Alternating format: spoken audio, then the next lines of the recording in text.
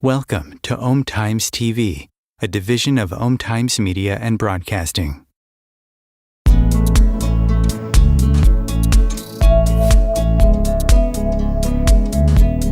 Welcome to the No BS Spiritual Book Club's live streaming interview series, where leading new thought teachers, speakers, and authors share the intimate stories behind the 10 best spiritual books that inspired them the most on their spiritual journey. From well-known classics to hidden gems you might never have heard of, the No BS Spiritual Book Club saves you time and money by sharing reliable recommendations from those who've walked the path before you. The No BS Spiritual Book Club, the only no BS guide to the best spiritual books to inspire your own journey of self-discovery. Here's your host, founder of the No BS Spiritual Book Club, Sandy Sedgbeer. Hello. There are many definitions of success, but the words achievement, money, comfort, status, and influence are usually common criteria. That was true for this week's guest, who reached the pinnacle of Silicon Valley's success as co-founder of 2 high-tech firms until he woke up. While every guest on this show has underscored the influence that books can have on our ideologies, careers, vocations, and ultimate life paths, today's a first, because I cannot think of anyone who has confessed to having such an instantaneous slap up the side of the head kind of awakening as Steve Farrell had after reading one of his first spiritual books.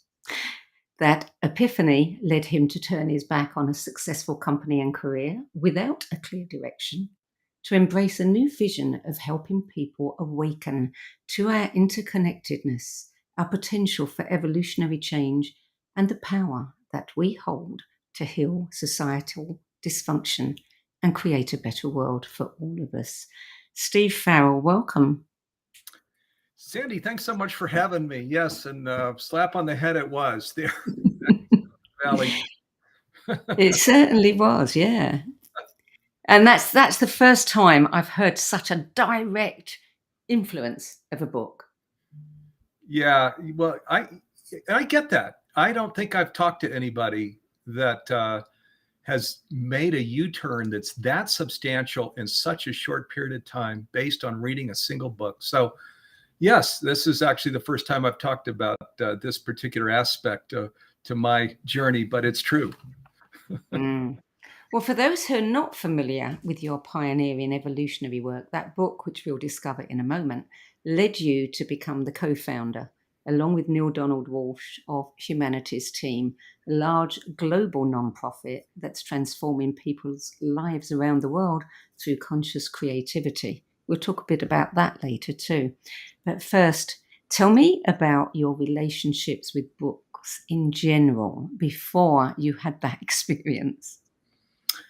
Well, books are fabulous. The investment of money is very small when we buy books. Of course, there's an investment of time, but where we really do our homework and identify books that really can move us, can shape us, can help to thrust us toward our destiny in life, they are incredible. And so this my list of 10 books is that, and of course it's got a heavy slant in the spiritual direction, because after all, it's a spiritual universe. It's not, our physical bodies are just supporting this one lifetime. It's a spiritual universe. So really understanding the fullness of this spiritual universe and the place that we fit in that, who we are, our invitation, etc., is crucial. So, but then there are other books here in my list that were incredibly important to my formative years and also to business, because of course my journey did take me to the center of wealth creation there in Silicon Valley, and creating a business structure that was right for me and for these businesses that grew at hyper speed was another crucial element to this whole journey that I've been on. So yeah, these 10 books have really helped to shape me in a huge way. So it wasn't difficult to pick 10? Not too difficult. If it were 100, it might have been tougher. 10, not so tough, because 10 were really reaching up into, okay, what really, really, slapped me upside the head? What moved me in a substantial way?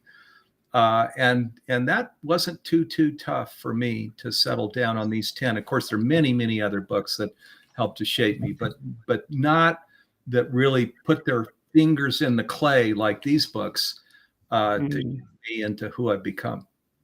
Now, you said that you hadn't read many spiritual books at all until your mother asked you to read the first one on your list, which is Conversations with God, an Uncommon Dialogue, Book 1 by Neale Donald Walsch, published in 1995. What happened when you read that book? The book, the God of my understanding spoke through that book. I, from an early age, as I shared on a previous show with you, did feel this really magnificent, loving, non-judging God, and that was always there in my corner. And by the way, that I always felt was in everybody's corner, actually, not just my corner, that was in our corner, and there was always a wind at our back. And so when I read Conversations with God, Book 1, there in 1995, this loving God that spoke to us as a part of her, cells in a body, so to speak, with just wisdom from beginning to end as to who we are. The little soul in the sun is a little story in there. A book was actually made from that. The 10 commitments. So the 10 commandments, which reshaped this whole new direction at 10 commitments, and just so much wisdom that talked to how loved we were, how guided we are if we choose to want to receive that guidance, and these things. And so even though I was in hyper growth mode as an entrepreneur, CEO, co-founder of my first company at this time, I was like blown away by this book. It did slap me around the head. I talked to my wife, and she was the one that could. We were not married at the time. We were dating, but that really understood me and that got that this was really making this huge impression on me, and that would no doubt shape my future and our future together when we got married. Well, your second book is also by Neale Donald Walsch, and it is Tomorrow's God, Our Greatest Spiritual Challenge, which was published in 2004. What was it about this book that made it to your list? So this book is a book about activism. The birth of Humanities team is discussed in the book, which of course I've been leading for almost from the beginning. The conversation around with Neale and God of you should start this global undertaking called Humanities team, narrow and deep, focused on our oneness with the divine, each other, and all of life. And all of what Humanities team could become. And interestingly, here we are all these years later, actually 20 years later, and we have become what that conversation was, that Humanities team could be these things in the world. We have 65 country coordinators out in the world, where we're out with educational programs and talking about the latest science, which of course are these mystical teachings that go back to antiquity. And really, more than talking about these things, our value proposition is each of us really embodying and expressing these messages to the best of our ability. We have become that. And there's an invitation really to all of humanity in that book, to the 5 steps to peace are in there as well, to really come in, to allow ourselves to receive these new understandings about God and about life. That's actually the first step. The 5th step then, as we move through them, is to fully embody these things that we hold to be true, which means planting our feet really in a whole different reality, where it's a spiritual universe. We're a part of this universe, and where we're serving life first as our highest priority. So an incredibly impactful book. So it's not often that people read a book, really feel impacted by it, then meet the author, and then create a whole new, venture with that author. How did that come about? Tell us quickly. Neale invited me up after he sent out a newsletter and said, who out there is reading this material and doing anything with it?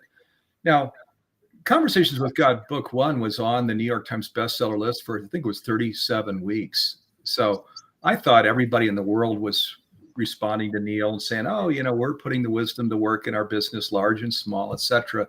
I didn't think anything was unusual about me. Turns out, while everybody was reading the book, not everybody was actually shaping their business in this whole new direction. So Neale invited me up to have dinner with he and his wife and get to know people in his Conversations with God Foundation. And I said, I'd be happy to just work pro bono, help you with things. If you want assistance, just reach out to me and we can do it on a phone call or I can fly up. And then we became friends and the rest is history. And in that in-between time, you had this vision, but you weren't sure how you were going to put it into action. Right. So then after as I was reading Conversations with God, and I did pick up then other books on science, sacred text, the Bible, many other, A Course in Miracles, many other books that impacted me. And then I did lose my passion in business. There was a sharp U-turn. I did go on to sell that business and the next one that I started that grew even faster and went bigger than the first one. But I lost my passion in business and found what I was doing to be kind of a kid's game, in today's world, with everything going on for individuals and the collective of people all over the world. Existential crisis is now a term we pay attention to. I thought, even then in the 90s, like, what am I going to just start businesses and grow them as a serial entrepreneur? Is that what I'm going to do with this precious life? And of course, the answer was no. So I sold these businesses. I left the business association that I was in, where I was an officer with. Even Gavin Newsom was in my chapter, a lot of brilliant people. But I knew there was a calling here that was much bigger than my calling as an entrepreneur. And so that offer to support Neale in any way possible ended up with the creation of Humanities team and you becoming the co-founder of it. Exactly. Yeah. He and I went to a planning session in his home there 3 or 4 months before we launched it in June 2003. I was the only one of the 20 that said I'd help him and that I'd already closed off my whole business past and opened this possibility where I could devote myself to something like this. I helped him launch it. And then shortly after launching it, about 6 months later, Neale said, hey, my team is saying, Neale, you can't do this. You can't be an author and speaker and educator and lead Humanities team. And he said, Steve, would you take it on? And he and I have been tied at the hip ever since. You've been doing it so long, it's probably one of those things now that you are so used to, you don't even think how remarkable it is that you ended up doing that with Neale.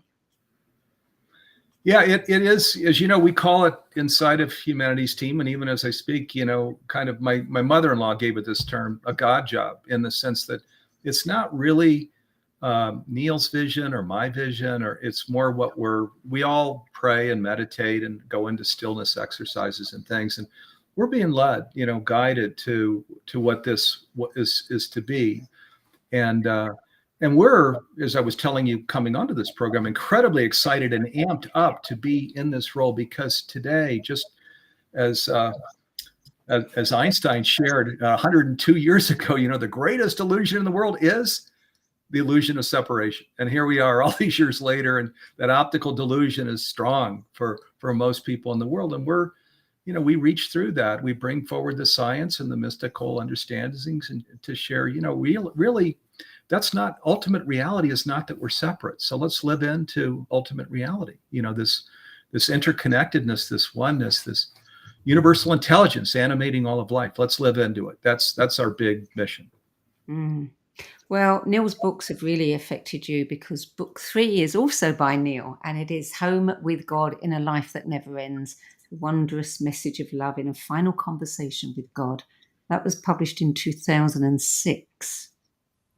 Yeah, such an important book. If you want to understand, really go deep on this lifetime, and then if we have everlasting life, and then and other properties of the one, this universal intelligence or consciousness, this book gets into what that is and how that works, and astounding insights, such as, I'll give you one, that we never leave the body until the soul decides to leave the body. So it's always, in other words, individual choice, which is a hard one to really swallow, because you look at World War I and World War II and other things that go on, and it's a tough one to really get your head around. But I do believe it's true, and don't have time to kind of talk that all out. But this is one of the many pieces of wisdom there, that the soul is actually determining its path all the way through the decision to come into this life, the decision to leave this life, this loving place that we're in, even in a physical body. And a lot of times we don't feel that loved, or don't feel that floodlight that's here always. This book tells you, shares the wisdom of the physical life, the afterlife, and this whole cycle that we live in eternally. Well, of course, it wasn't the final conversation, because book 4, Awaken the Species, also by Neale, with the subtitle New and Unexpected Dialogues, was published in 2017. Yes, exactly. This was the unexpected book. The Home with God was supposed to be the last book. I would tell, if people were going to read only one book here, the 10, read this one, because if there are lots of prayers here on the planet, lots of meditation around what can we do? You know, we've got kids here, we have future generations. Us boomers have had it good. Future generations, can we create a really sustainable and flourishing planet? This book was the answer to our prayers. That's actually how the book opens up. And Neale says, why are we here? You said we were done at home with God. And it opens up with, because half of your planet, Neale, is down on its knees praying for some vision, some clarification, some action steps that take you to that sustainable and flourishing place. So I can't imagine where God, the God of our understanding, really opens the kimono to all of that. Why would we not want to understand what she has to say? So it lays that whole vision out. And one of the startling things that's shared might be something that people will really enjoy, is that it says the hardest part of this journey into conscious living, creating a sustainable and flourishing planet, the hardest part of the journey is behind us, behind us, not ahead of us. So, which gives people some hope, you know, and some sense of possibility where that's shared. And you've got to sit with that one. I did. I had to sit with it for days, weeks, maybe months. And then I really got it that, yes, it's true. The hardest part of the journey is behind us. We are well on our way to creating this sustainable and flourishing planet. Yes, we are. Well, book number 5 is a departure. It's not by Neale. It is a classic, and it is How to Win Friends and Influence People by the American writer and lecturer Dale Carnegie. And this was published in 1936, almost 100 years old. Every kid should be given this book. It is such an incredible book. And you know, How to Win Friends and Influence People. It sounds like it might be a little manipulative or something. The name, I'm not sure, is the best name for that book. But what it shares is, of course, Dale Carnegie created the public speaking program. But it's not just public speaking. It's also, you know, how to win friends and influence people. So it talks a great deal about other people, and they walk around with concerns, with things on their mind, maybe always not being able to be their best. And so kids growing up, and adults for that matter, it gives you a perspective on other people, that where they're not kind to you, where they are transactional with you, these kinds of things. It's because they've got challenges in their life. It really helps you to have that understanding, so you can go out in the world and be listen better, hear better, understand better, be more compassionate, and much more. And of course, yes, there's public speaking in there too. One of the things that's shared is there shouldn't even be the term public. It's just, we're always speaking. Right? We're always speaking. How can we speak and be effective, whether it's a personal conversation or from the stage? So the book is packed with incredible wisdom. Do you remember when you read that book? I read it probably more than once. I read it back when I was with IBM in the 1980s. And this is when I started through Dale Carnegie programs. So IBM taught me to be very good on stage, where you're mannequin-like, the IBM way. You look kind of mannequin-like. And I felt like this isn't the real me that is coming through. There's a Steve that wants to emerge from this mannequinness. And the Dale Carnegie in the book helped me to get to that, to just speak from my heart as myself in a more authentic way. Mm. Well, book number 7, The 7 Habits of Highly Effective People. Powerful Lessons in Personal Change by Stephen Covey, published in 1999. I mean, this is a book that transformed millions of people's lives, all ages, all occupations, presidents down, to working people. Yeah, this is, again, another formative book. Boy, everybody should read this book, just like the previous book that we talked about. And because on our spiritual journey, it's an inside out job. We often hear that. Well, inside out means that it starts with what Covey calls a personal success. We've got to have these personal successes before we can create public successes, which means we have to really grow into the fullness of a mature individual, responsible individual, an individual with wisdom.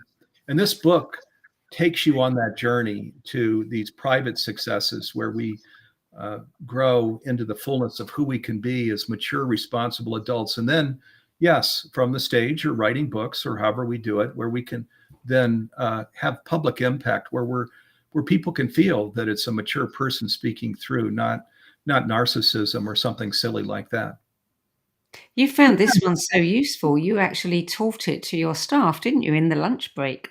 I did. Yeah, I share that in my book. I did. It was when in the 90s, I mentioned what happened to me, and just the dramatic impact that Conversations with God had. And I wanted to, of course, be in integrity, so to share inside of this growing organization. And I could only be so spiritual as I'm talking about God and the divine, and we're part of God and the divine. Candidly, most people couldn't really relate to that very well.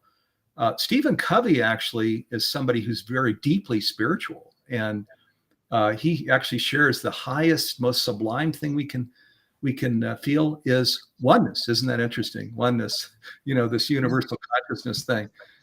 So yes, and I taught it to the team, and it was a way of really talking about how we can be on the spiritual journey without getting terms that would run people away and scare people. Mm. Book number 7 was fascinating when I read up on it. The Great Game of Business by Jack Stack, published in 1992. Tell us about this particular book. This book is for people that are entrepreneurs, and you're wanting to be a conscious. You want to start a conscious business. This book is crucial because Jack Stack talks about his experience. He was an entrepreneur, or at least a business owner. He was there with a kind of an old world company in Illinois or somewhere in the Midwest that was a very challenged business, and he needed to turn it around, and he needed the help from all of his teams. So he created what he first started calling the Great Game of Business. He later started calling it open book management. So, and in open book management, what you're doing is you're, first of all, teaching your staff to read income statements and balance sheets. I was a political science major in college. I didn't even take any business classes. So it was something I had to learn to do myself too, is learn all of these, learn financial terms and wisdom. So he did this. He taught his team how to read these financial statements and things. And then he would create incentive programs where, hey, if we increase sales, we'll all participate. We'll get paycheck increases like this, or profit increases. There's a lot more to conscious business than just transparency. But in this area of transparency and teaching financial terms, this book is a must because it teaches you how you can create an open book management system where you're bringing your balance sheet, which shows all of your cash position and so on, and your income statement, which shows what your revenue is, expenses are, and the profit coming to the bottom line, you're sharing that with the team so everybody can understand each month, each quarter, how the company's doing health-wise. And then you can create programs that support the team that's helping to build those results. So we did this. We created bonuses. And then when we sold that first company, we gave them 20% of the funds that we received, the sale price. So fantastic book, really. Very enlightened way of doing business with your staff. Yeah. Making them part of every single piece of the business. Absolutely. And it's fun. I mean, that's the thing about the conscious journey and conscious business is everybody's winning. Everybody is having fun and they're seeing the real you and you're opening your heart. And as I think I shared with you when we did our first program, one of the things that I did with the assistance of these books and this wisdom is I took my day planner and I threw it in the trash. I just got rid of my day planner altogether. Why? And I'm not saying everybody needs to do that, but for me, I just had become too transactional, too oriented toward tasks. And I had I'd meet with members of the team. Here's 15 things. How are we doing on these? Or how are you doing on your 20 things? There's no time for you to understand what other people are thinking and their good ideas and ways we can collaborate together to create even a better success and open-heartedness, right? With your employees and your customers and vendors. There's no time for that if the time management system takes over. So I threw away my time management system and to my great surprise, because I was afraid I was going to crash my company, my business then took off into even more hyper growth, which is what happens when you create a true conscious business. Yeah. Well, we're going to take a short break now. You're listening to a No BS Spiritual Book Club interview, and sharing the 10 books that had the most profound influence on his life journey is evolutionary pioneer Steve Farrell, who is the co-founder with Donald Walsch of the global non-profit Humanities team and author of A New Universal Dream, which chronicles his journey from Silicon Valley to embracing a life of true success in service to humanity. We'll be back with more insights and wisdom garnered from Steve Farrell's 10 best spiritual books and his work with Humanities team after this break. Om Times TV. Maya Angelou once said that there is no greater agony than bearing an untold story inside you. I'm Sandy Sedgbeer, and when I'm not hosting Om Times Media's flagship radio show What Is Going On and the No BS Spiritual Book Club, I help people share their untold stories. Books are my life, my joy and my passion, and there is no greater reward than helping aspiring writers get their books out of their heads and into the hands of those who are waiting to read them. If you feel that you have a book in you but don't know where to begin, visit sedgbeer.com, click on the Work With Me tab and find out how my experience helping others tell their stories might be just what you've been looking for. That's sedgbeer.com, sedgbeer.com.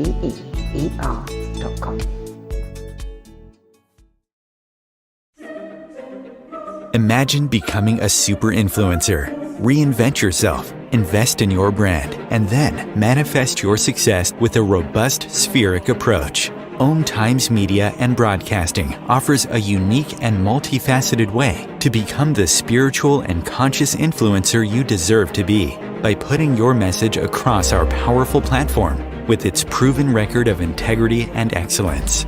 Through our produced shows, Om Times offers the opportunity to become a social media TV personality, a radio show host, an Om Times magazine columnist, and a syndicated podcaster, all in one shot. By live streaming your show on Om Times TV and broadcasting it across the extensive Om Times radio and TV networks, you become more than a host. You become an ambassador and a force for positive change. Om Times. Open yourself to the possibilities. There are 16 million children struggling with hunger in America. That's 1 in 5 daughters, sons, neighbors, and classmates who don't know where their next meal is coming from. Yet billions of pounds of good food go to waste every year. It's time we do something about it. Feeding America is a nationwide network of food banks that helps provide meals to millions of kids and families in need. Visit feedingamerica.org to help them feed even more. Together, we can solve hunger. Together, we're feeding America. Welcome back. Steve Farrell. Book number 8, Crossing the Chasm, Marketing and Selling Technology Products to Mainstream Customers by Jeffrey Moore, published in 1991. Doesn't sound like a very inspirational book, but clearly it must have been. It was. This is, again, if you're a conscious entrepreneur, this is another must read because it talks about the life cycle of a business. I did not start these businesses in Silicon Valley to make a bunch of money, and nobody that I know has ever become successful in terms of creating a lot of financial wealth, where the objective was creating financial wealth. The objective of successful entrepreneurs and all the people that I've known is that they really wanted to build a great company, and that's what we wanted to do. We wanted to build a great company. I was not interested in selling it and making a bunch of money, and I wanted to just keep growing a great business until, of course, I had my personal awakening, and then I didn't really want to continue in business. But this book talked about the life cycle of a business, and it shares that margins. So in the margin is you've got your sale price, then you have your cost of goods sold, right? And margins shrink, and there's a life cycle to those margins where the cost of goods sold and the revenue, that margin will shrink and shrink and shrink. And at some point, then you're going to have to, your business model needs to take that into account. You need to have other ways of making money than just from the margin from the products that we were an integrator with things like bridges and routers and other communications devices. And those margins were going to shrink, is what this book was sharing. And as they shrink, we need to either grow into a different kind of company, or we need to find a buyer that really will have revenue sources other than from these products that are inside of your solution that you're selling to customers. So it gave me a heads up that in the years just ahead, Humanities team, this was ENS, my first business, Enterprise Networking Systems. We were either going to hit the rocks if we stayed on the current business model, or we were going to find another company, a global company that was in good position to continue the growth of that organization and keep it healthy, because they had maintenance trucks and things on the street that we didn't have as an integrator. So that gave me the vision then to plan with my partner the sale of that organization to a global organization. In our case, it was NEC, the Japanese company that we sold that first company to. And once again, we gave our employees 20% of the sale price, and they found a nice home working with NEC, and NEC's since grown it into, I don't know, times 10 sales or something. It's huge all over the world now. And part of that huge organization is the organization that we sold into them.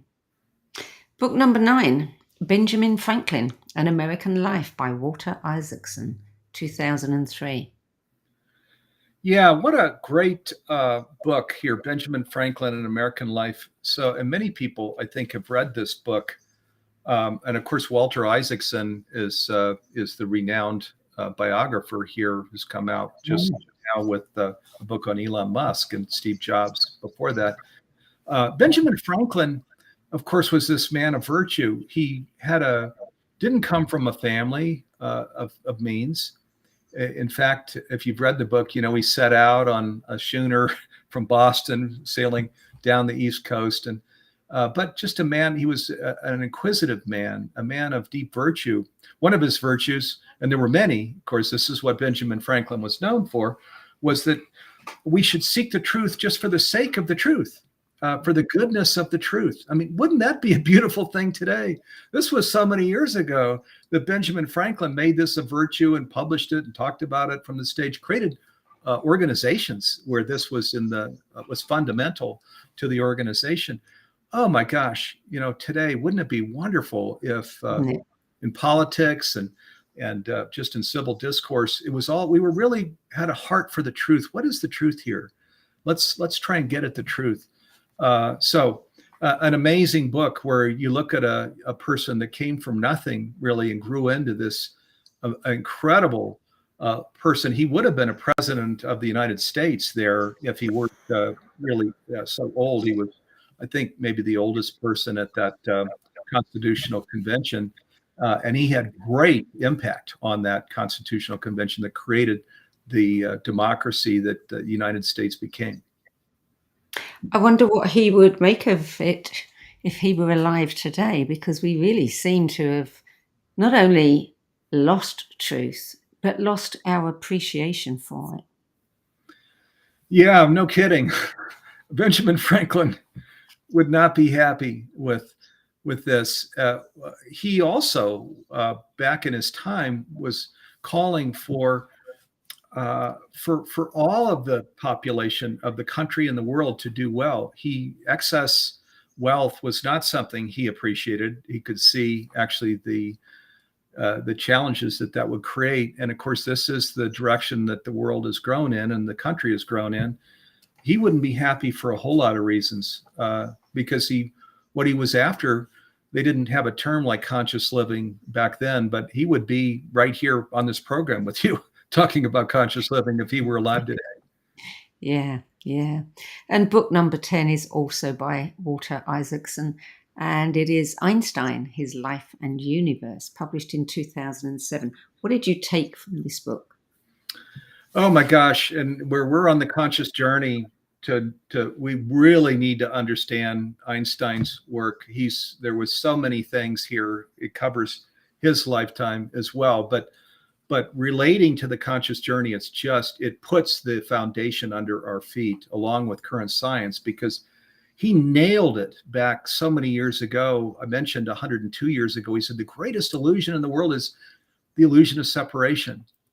And then he went further. I'll share another quote. He said, a human being is a part of a whole called by us the universe, a part limited in time and space. He experiences his thoughts and feelings as something separated from the rest, a kind of optical delusion of his consciousness. This delusion is a kind of prison for us, restricting us to our personal desires for a few persons nearest us. Our task must be to free ourselves from this prison by widening our circle of compassion to embrace all living creatures and the whole of nature in its beauty. So there you go. If you wanted to say, well, Steve, what is Humanities team about? I could read you that quote. And this quote, again, most people have heard it once. It's been around forever. He was a scientist, and yet obviously an intuitive too. He got this.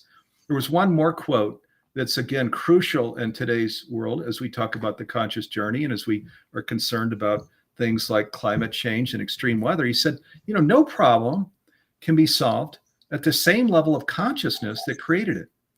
So he's saying, yes, Earth Day was created in 1970 to steward our planet and so on. But at our current level of consciousness, we really aren't going to remedy this problem. We can't create healing for the Earth. We need to elevate our consciousness. Here again, straight at what Humanities team is about, where we really live into even what he talked about so many years ago, and mystics talked about. Scientists are now affirming that yes, it's a spiritual universe. There's a conscious, there's a universal intelligence or consciousness or loving presence that's animating all of life. Well, that's your 10 best list. I want to talk about you, your journey, your book, and Humanities team. But first, on September the 10th, 2001, that's when you took the leap and turned your back on your successful career. And then you woke up the day later, which of course is 9/11, to a world that had gone mad. Did you not at any point think, wow, you couldn't have had, a bigger downer on this idea, or a bigger piece of evidence that maybe you were going to be doing the wrong thing? No, actually, I went just the other way that morning. So as you mentioned, we signed the papers to sell the second company, Netigy, on September 10th, 2001. And then my wife and I went down to Big Sur and had a little ceremony of, okay, this life is now behind me and business life, and there's a new life that is emerging here. that evening, and then we wake up the next morning, and yes, this whole world is changing rapidly. So what I got out of that was, oh my gosh, this whole interconnectedness, this oneness of the universe. Clearly, we're not seeing that, where we're actually killing a part of ourselves, driving a part of us, driving a plane into a building, killing other parts of ourselves. We really, this message is the missing message here. So that's kind of the direction I went in. And honestly, my path has been filled with so many miracles like that one, that one day before something happens and then this next thing happens. I believe, though, where we're in service, just sometimes the things that you all do that are in service, that when we're in service to the greater whole, these things, these miracles just tend to happen. It's, this is another thing Einstein said, everything's a miracle or nothing's a miracle, right? Well, I think everything's a miracle, especially where we're going to serve at that higher level as our bigger self, so to speak, and where it's not just me, me, if Steve wants to do this, and but it's more the world around me, and I'm putting myself in service to that. Where I do that, and it's just as with your magazine, really good things happen. Yeah. Neale Donald Walsch once said about Humanities team that it's a civil rights movement of the soul. Tell me more about that. Yeah, so that was actually in Tomorrow's God, is where that quote came from. And people actually, they'll say Neale Donald Walsch. It was the book was Conversations with God. Neale was asking questions, and then the wisdom would come back. That was some of the wisdom that came back, that Humanities team will become the civil rights movement for the soul. And it's such a beautiful phrase. I'm not sure people could quite get their head around that, but it's true. We have become that, and a civil rights movement for the soul. So as we know, most of us grew up not really understanding our soul's calling or following it. It was more the worldly noise of your parents, your friends. Oh, we go to this school, become a lawyer, become a doctor. This is where the financial wealth is, right? And even to this day, this is the challenge, is that worldly noise is just way too often the wisdom that we're following, as opposed to tuning out the worldly noise and paying attention to that still small voice, our soul's calling. So, and this is what Humanities team has been and is now and will always be, a civil rights movement for the soul, where we're breaking free of that whole worldly noise thing, where we're honoring our soul's calling, where we're creating that kind of freedom to really go into the world in the fullness of what our soul's calling is. And when we do that, as we're stating, the miracles, the synchronicities, the delicious living, all of these things happen. You've said that you believe we are genetically predisposed to want to serve. And I think a lot of research shows that when we are doing, if you like, philanthropic kinds of work, when we are giving to charity, when we're helping people and supporting others, we are at our healthiest and our happiest. And they've actually done studies on this, and they know it, that, when you're being generous with your time and everything you have, you get a benefit from it. What benefit do people get from joining Humanities team, would you say? I hope a lot of benefits. We're a 501c3 nonprofit, so our North Star is not top line or bottom line. Our North Star is the conscious journey. It's supporting individuals on the conscious journey, beginners that are just for the first time hearing spiritual universe, what is that? And others that are at the midpoint of well into it, they have a daily practice and so on. And others that are out there, the teachers in the world from the stage and the courses. Because the whole, what we've built in Humanities team is not just a conscious streaming platform, which it is, and that we're now, with the new programs that we're creating, the new masterclasses, we're now translating them in 75 languages. And we don't know of anybody even doing 10. We're translating in 75 languages. Our most recent masterclass, we actually are allowing people to name their own price. Neale Donald Walsch and I created it together. It's called The Art and Science of Conscious Living. And it's name your own price, even though we made a huge investment in it, because it's so important now that with what's going on in the world individually and collectively, that we really put all the teachings together, into what is conscious living? How can we live fully into it? Neale and I created a program that a masterclass with 16 modules and mentoring and all of that.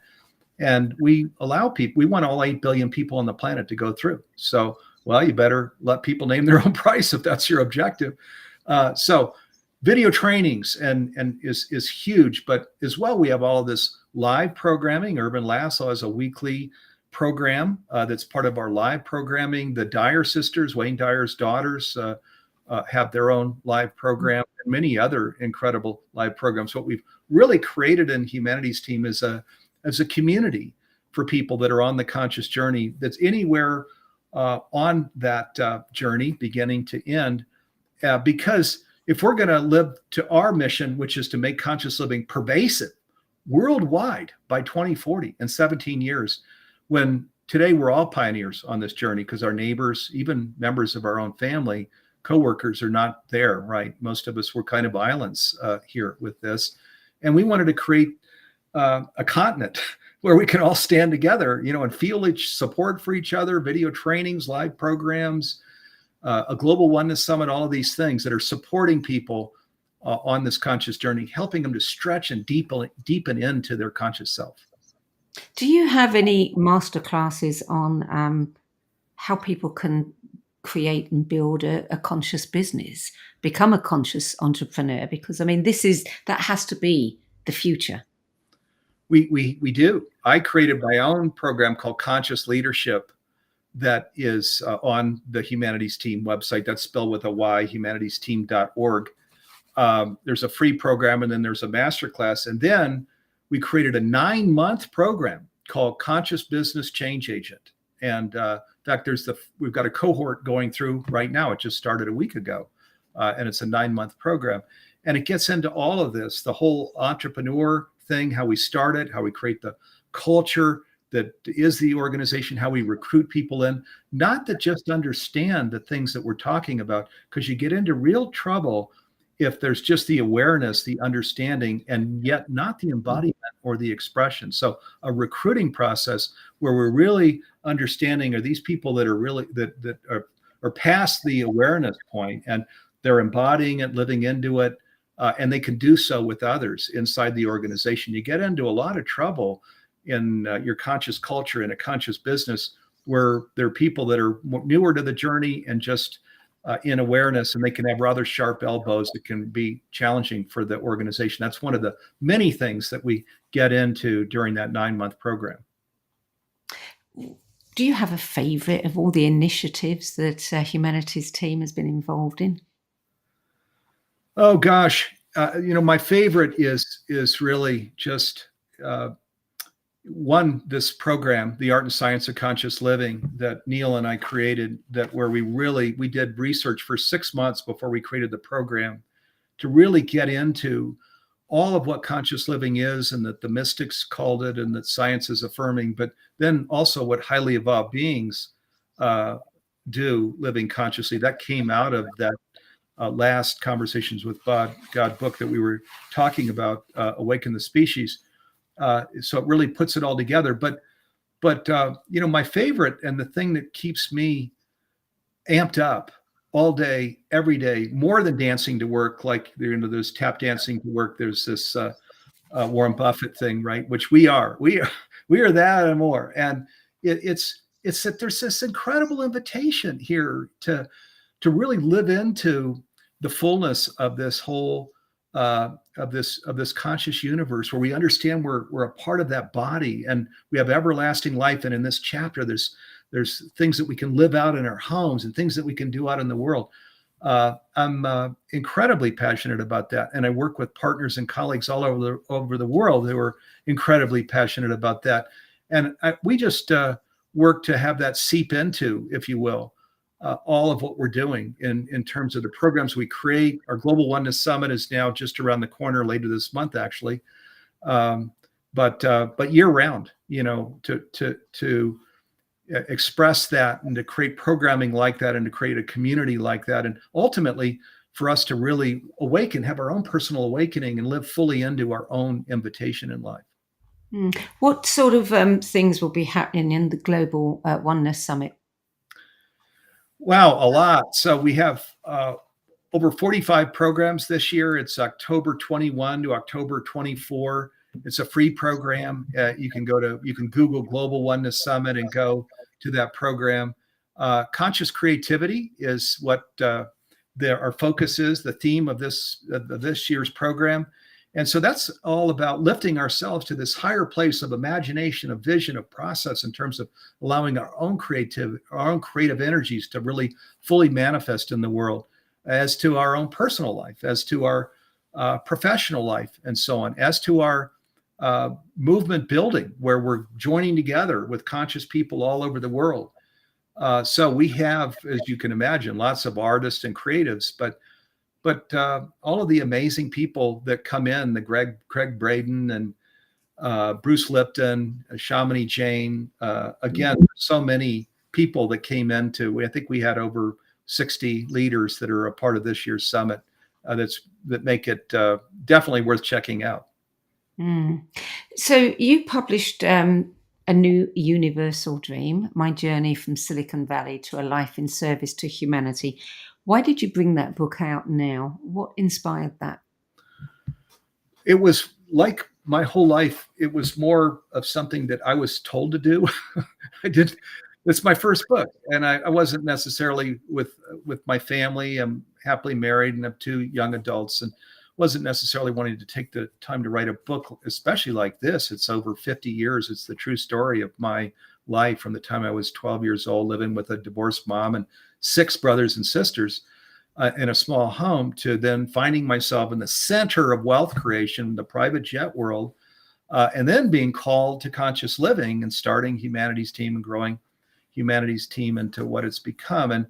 And I think the germ of it for me was that all of us on this conscious journey are really excited, amped up about certain teachings that we want to share. But I thought what would be even more powerful than me just saying this is what I think is to just share my life story, because it's not just, this book is not about what I think.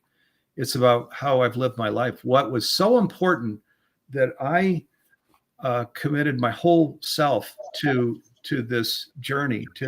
So I share that journey from a young age to today, and I stop all along the way with all of my lessons learned, because I wanted people to be able to read this book. And the conscious journey does have these arduous moments that are really, really tough, very, very challenging. In fact, a challenging heart maybe is our most important attribute.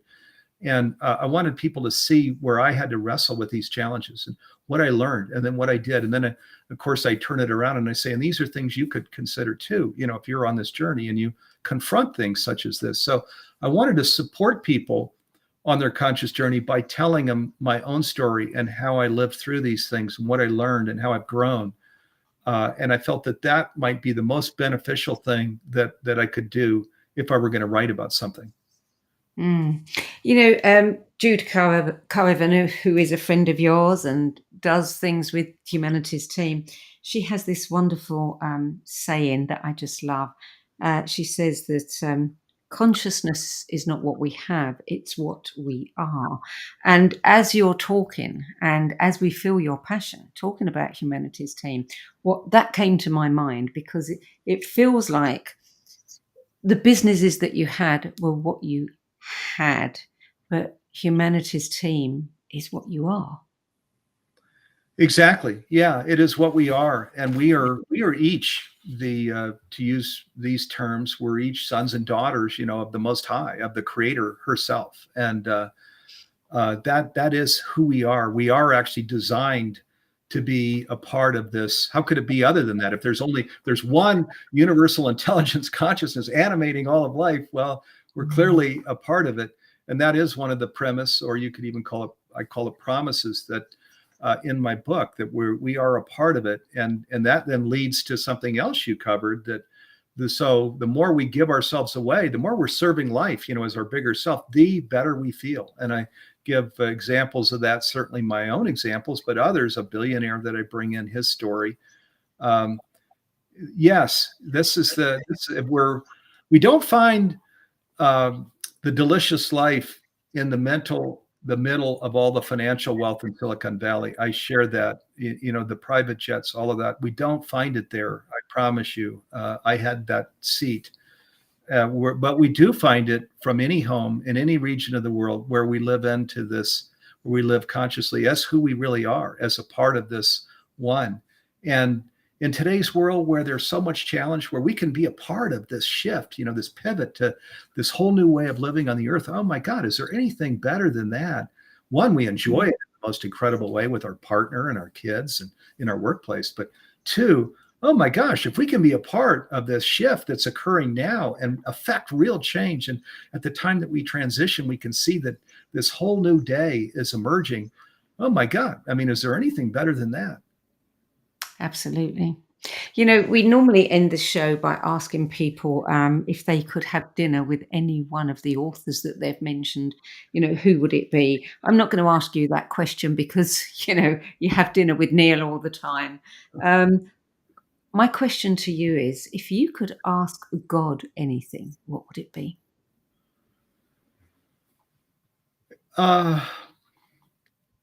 What would it be? Gosh, I feel like in my daily practice, boy, she's shining her floodlight through in the most amazing way and providing guidance and resources. And so that's a really good question. It's a tough question because I feel like she's answering it all day long, every day for me, and which is why I have. When I'm sharing this positivity, it might look Pollyanna-ish or something. I can promise you it is not. This, I am getting this all from the Most High, that this actually, it is happening. It is unfolding. The destiny is here. We are actually coming into that destiny.